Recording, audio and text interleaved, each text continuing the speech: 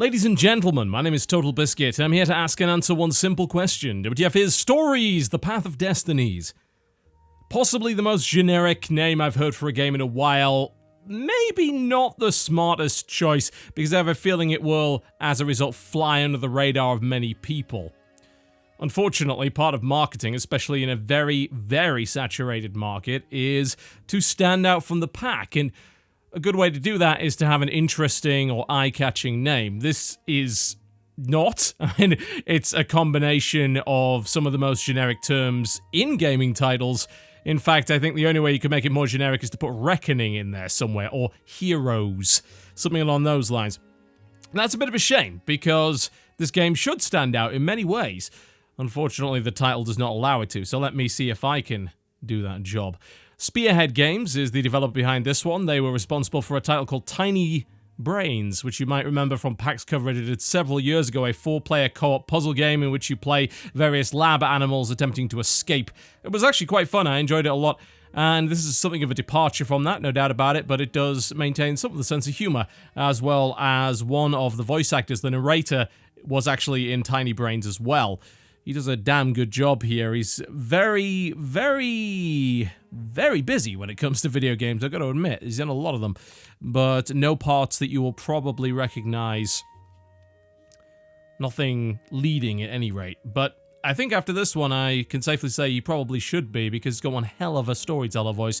Alright, let's have a look at options, shall we? Audio, sliders, yep.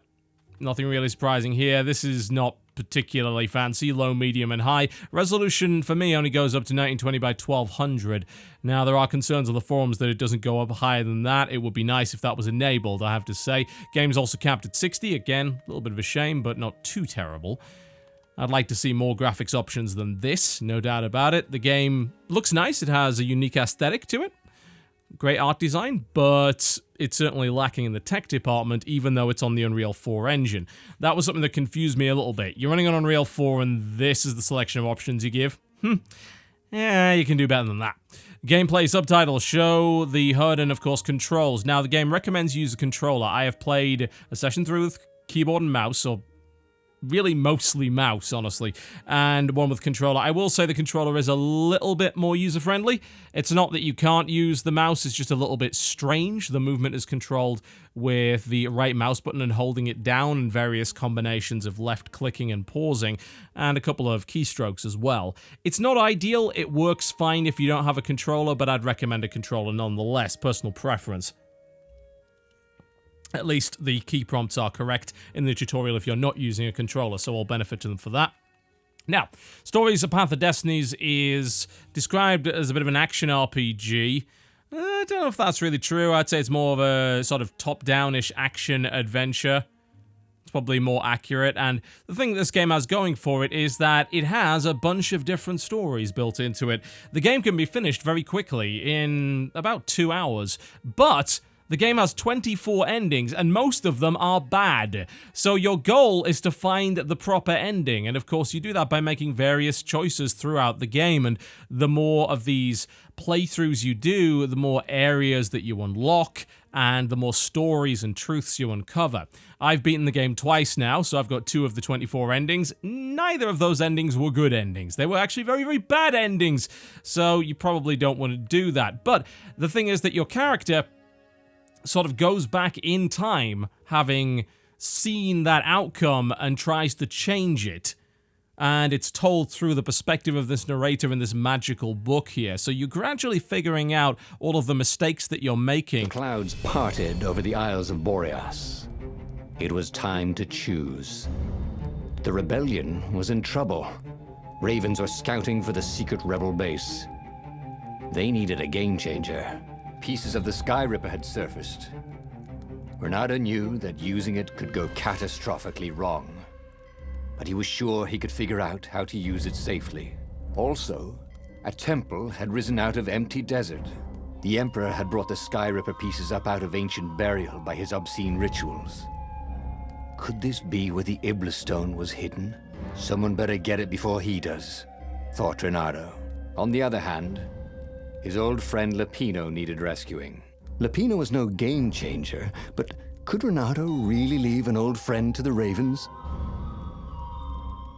there we go. We have 3 choices here. And each of these choices is going to affect the game differently because it plays a different chapter of the game itself. This is not a new concept, but it hasn't been used as much as I would like, and that's probably down to the fact that it is very development intensive. You have to develop levels that people may never see. But I love games that do that. I love games that take that risk. Guardian Heroes is one of my favorite games of all time, and it did a lot of this. You know, you'd have 30 levels, but you'd only ever play about 8 or 9 of them in order to get an ending, and that means that the game had a lot of replayability. This game is built around that very notion that you make mistakes and you screw up and you don't save the day necessarily, but you can go back in time and try again and try a different combination of options. I've got a special place in my heart for games that do that. Alright, we are going to go to the temple. The island was windswept desert. No one went there except ostriches and ostrich hunters. The Iblis Stone. It sounded ominous. It sounded powerful. If the Emperor was searching for it, it must be dangerous. And so, Bernardo went ostrich hunting. Alright, here we go. So you're going to hear a lot of the narrator throughout this. Obviously, I've got the subtitles on because he's going to speak, I wouldn't say at random, but very, very frequently. It's quite like the Bastion narrator, and that's cool because I haven't seen too many games try that up to this point, and I do like that system. And this guy does a good job. The writing is in some places a little stilted and doesn't really make a great deal of sense, like there'll be jokes cracked in the middle of a very serious situation for no real reason.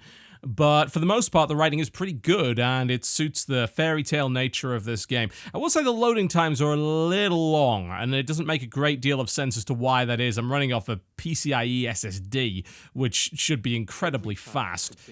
I'm not really sure what's going on with that, but hey, there you go.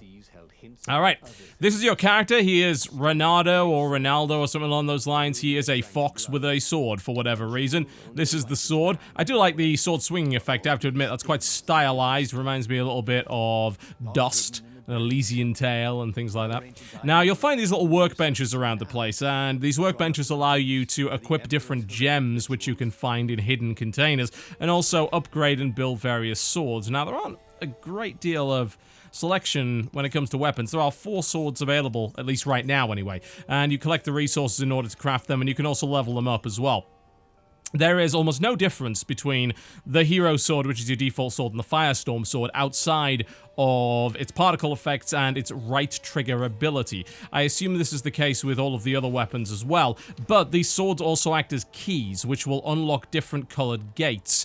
Now, there are going to be gates that you're not going to be able to open the first time around, and of course, if you open them, you're going to get different options, you're going to hopefully find different parts of the story, and you're going to find craftable materials that you wouldn't otherwise have access to. So, eventually, acquiring all of these things is a good idea, and these levels actually have quite a few different paths to explore, and some of them are mutually exclusive. Once you go down that path, you're often locked from going back.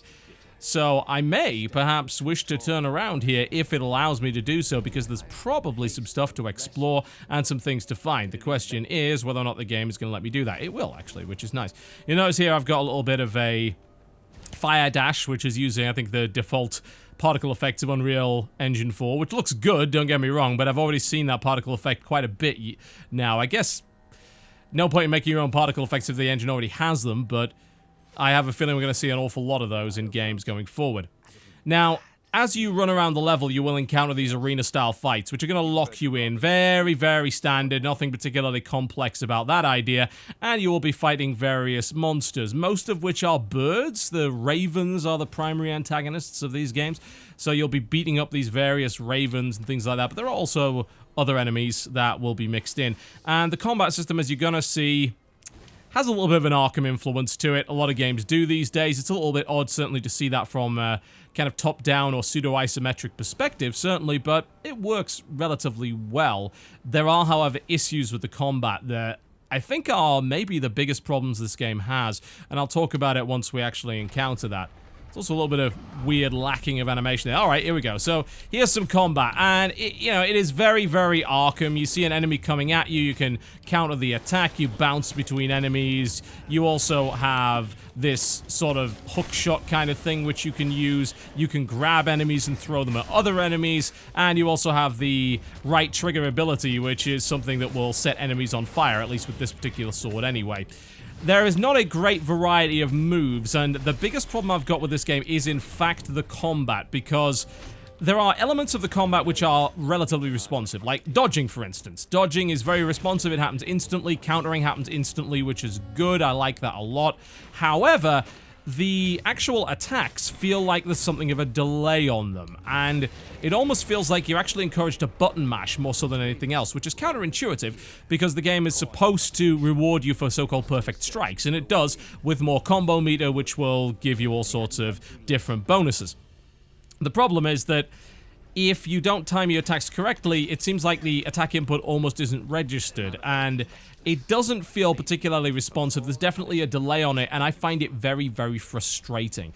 The main problem with that, of course, is that the game does have quite a lot of combat. It is really what fills the time in between the storytelling sections. There are a couple of little pieces here and there of puzzle, but they're not particularly complex, I have to say. You know, you're looking at something which is really little more than trying to figure out which of the switches to press at any given time, and the occasional little hookshot section there. You can also take a lot of damage very, very fast, I've noticed, which is interesting, to say the least, and certainly unpleasant. As far as I know, when you take a hit, there's actually no invincibility frame, which is probably why the game has this issue. You can actually be hit by multiple opponents simultaneously for massive damage and go from 100 to 0 instantly, which I'm not 100% sure if that's a good idea. I don't mind that the game's certainly got a little bit of challenge to it, no doubt. That's totally fine, but I do find that particular aspect of it to be frustrating. If you make a mistake and like 5 things hit you at once, you can instantly die, which is maybe slightly excessive. I would think so. Alright, I'm going to switch over to the hero sword, which is going to allow me to get some of my HP back. There we go. And then I'll immediately lose it because I'm an idiot and get hit once again. Yeah, that lack of iframes is unusual. Most games do give you a little bit of a chance once you get knocked down to get back up again without taking more damage. This game evidently does not. You'll notice that Arkham style, it does sort of slide you from place to place, particularly when your combo modifier is high. But the combat is really nothing to write home about, and that delay in particular is, as I said, highly frustrating. And the game does not feel responsive. It doesn't feel like it's really obeying your commands too much as a direct result of that. There are even issues with breaking open these pots. You know, the sword swing takes a little bit too long. It doesn't necessarily land where you expect it to. So that's going to be the primary source of frustration, I think, for a lot of players. If there were more things to do in the game, then we probably wouldn't be running into this issue so much. But frankly, the combat is what will take quite a lot of your time up, outside of hookshotting around the place, avoiding these little energy orbs here and there, doing occasional puzzles, and there are these sort of pseudo-stealth sections where you're dealing with these kind of floating eyeball things, which will do a hell of a lot of damage to you very, very fast. You generally have to sneak up behind them and slice them in half, which is in itself fairly satisfying, I have to admit. We're going to unlock this fire door here with our fiery sword, so that's going to hopefully give us some more crafting items here. They break up the monotony of the exploration quite well, but they are also a little bit unreliable in terms of the way that the combat works. I've knocked them down and then sliced my sword, and my sword has seemingly gone right through them as opposed to actually connecting and killing them. It's a little bit weird. I don't really have an explanation for it. I've tried it with both the keyboard and mouse and the controller, and both of those inputs seem to have that same problem. It really is the biggest problem this game has, in what is otherwise, as far as I'm concerned, a game that's really quite cool in terms of the way that the narrative is delivered and the number of choices and things that you get to do in the story. You know, there is this notion, this idea, this philosophy, I suppose, that I think comes from Dwarf Fortress, which is losing is fun. And usually a game like this, a very narratively focused game, wouldn't necessarily use that particular philosophy, but I think in this case it kind of does. This game is not afraid to have you lose. And you know what? That's great. Your hero is not actually that competent. I mean, he's okay at what he does, but he's certainly not brilliant. I'm on fire. There we go. Let's hopefully solve that. He's not brilliant at it. And really, the start of the story ends up with incompetence that results in something quite tragic happening, which is in itself interesting. And you think that, you know, he's going through this game for redemption. And I think to some degree he is, although that incident is, funnily enough, never mentioned again, which is a little bit weird. You'd think you'd be a little bit more guilty about it. But I have to say that the fact that you can lose, you can do something impetuous, you can do something stupid. Your hero is not all-powerful, all-knowing. He's not the smartest guy in the room, which is very clear from his writing. He's frequently told by other characters that the things that he's saying are wrong and that he's clearly being reckless or just clueless in terms of his knowledge of the way that the world works. And that results in really cool outcomes that involve failure. It's not afraid to let you fail, and that's wonderful. Fail in a narrative sense, not just in a game over sense. I'm talking about an implied failure state, not a express failure state. I do like that a lot. And I think that is very refreshing, and it gives me reasons to continue to play, because I'm trying to figure out, how do I win? How is it possible to win? Because everything I've tried so far has resulted in failure. Abject failure, the death of everybody I love, the destruction of the universe, perhaps. I want to pursue success. As a gamer, of course I do. I think a lot of people really do want that out of their games. And the wonderful thing about having these 24 endings in different paths and different choices that you can make is that you will go back for more. It is just such a shame that mechanically the game does not live up to that lofty narrative focus. Its ideas in terms of its narrative are great. They're fantastic and they're well delivered. The writing's good. The characters are really interesting. They're snarky, they're sarcastic, they're funny for the most part. There's a good amount of narration and it all sounds great. It sounds like an audiobook for the most part. Gives me that Bastion vibe, which I love. But then you have to do this combat, which is just not as good as the rest of it. You know, I wish there was more weapon variety. Why is it that these two different swords don't do different things? Why is it that I don't have a bigger moveset? Even when I pick up skills, a lot of them don't necessarily add to my moveset. They add passives, such as combo streak bonuses, and all those sort of passive, boring little elements that seem to exist in a wide variety of these particular games. What do I want to do? Shall I go after the daughter of the Emperor? Yeah, let's go then. Why am I listening to a talking rock? I have absolutely no intention of listening to that rock. That rock is clearly evil, one way or the other. Although I'll probably be seduced by the rock and again make another mistake, because that's what this guy does. That's so refreshing. It actually really is. Instead of having a perfect hero that does everything right, you screw up all the time. It's such a strength of the game, it really is, and it really does keep you going through those multiple playthroughs. If only the combat was better. If only the combat was better, I would call it an excellent game. As it stands, I merely tolerate the combat. I tolerate the fact that every sword seems to be exactly the same, with a different particle effect and a different left or right trigger activated ability. I tolerate the lack of enemy variety, although they do introduce more enemies as you go through the various playthroughs, so that's not too bad. The strength of the game is the story, the storytelling, and the narrative, and the script, and the way that it's all delivered. And the weakness is the combat. I don't mind the hookshot stuff, and I certainly don't mind the puzzly stuff either. I think it's quite well delivered. And I don't get stuck on the puzzles, which is always nice. The upgrading and the crafting just could be a hell of a lot more fleshed out. You know, the collection of these little gems is kind of neat, but really, you just get them in those red chests, and then you equip the best ones. There's not a great deal of decision-making to be made there. It looks like I'm going to be able to make another sword, which will hopefully allow me to unlock another gate, but that's a problem with those swords. You know, they don't really expand or change the combat in any way. They just let you unlock different gates. You know, I'd like to see different weapon sets or maybe different playable characters. The game doesn't seem to have any of those. So definitely not a perfect game by any stretch of the imagination, but I will say that if you can tolerate the combat, it's not like it's terrible, it's just not particularly inspired. And again, it's not very responsive either. That's something that I would dearly love to see improved in future patches. Maybe that's possible. It's okay, but it's not good. And since you're spending so much time doing it, I would just love to see it be better.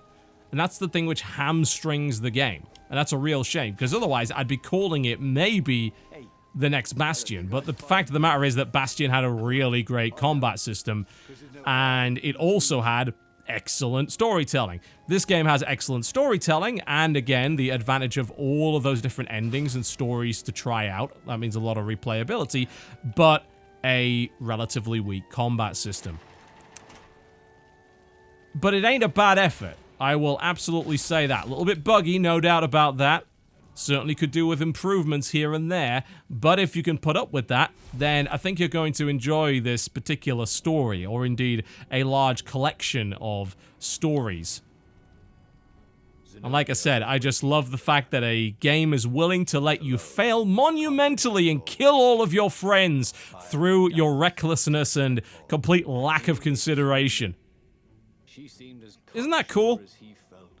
I think that's something we need to see a lot more in games. As opposed to pandering to you and holding your hand, let you be an idiot, let you fail, let you go back and do it better.